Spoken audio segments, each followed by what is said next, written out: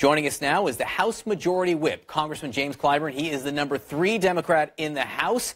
Congressman, we're going to talk about the shutdown negotiations and these speeches last night in just a moment, but I do want to get your reaction to the news about Rod Rosenstein. Given that he has been the one overseeing the Russia investigation, does his departure, in your mind, raise the stakes or increase the need to pass some legislation protecting Robert Mueller?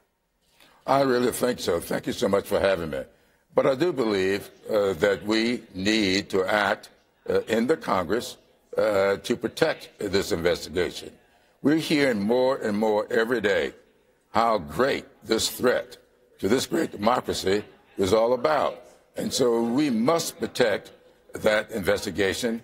We must protect the product that is already produced and hopefully continue to go forward to make sure we root out what it was that we were confronted with 2 years ago, and to make sure that we do not fall victim to that going forward.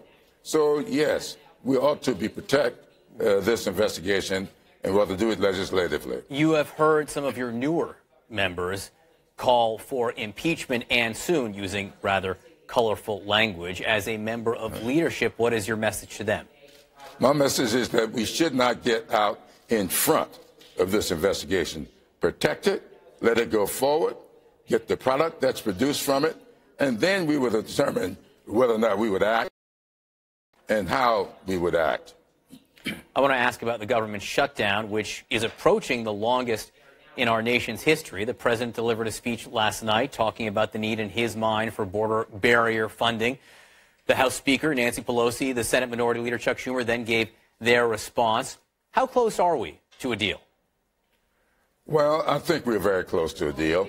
I think that when we put up these bills today, we will start with looking at financial services to do what we can to protect those people who, like I used to do when I was a public school teacher, I always claim zero every year and look forward to getting a return on my tax investments. And, of course, we want to protect that.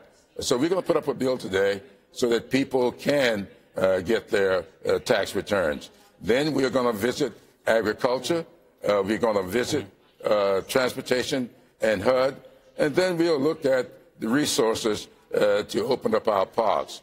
I believe that if we continue with this and send these bills to the Senate, I think that in the not-too-distant future, the Senate will act and the president will respond in a positive way. Well, Mitch McConnell has shown no sign that he's willing to take that road yet, nor has the President of the United States. And while the House will take actions on those individual appropriations, that doesn't directly address what the President was talking about last night, which is border security. There are actually a lot of areas of agreement between what the President said and what I know that Democrats in the House believe. So what do you think is important in terms of border security? What do you want to spend money on in border security? Well, I would love to spend money on what I call a smart wall rather than a concrete edifice. We cannot protect the border with concrete. We can protect the border using the technology that's available to us to wall off intrusions by using that technology.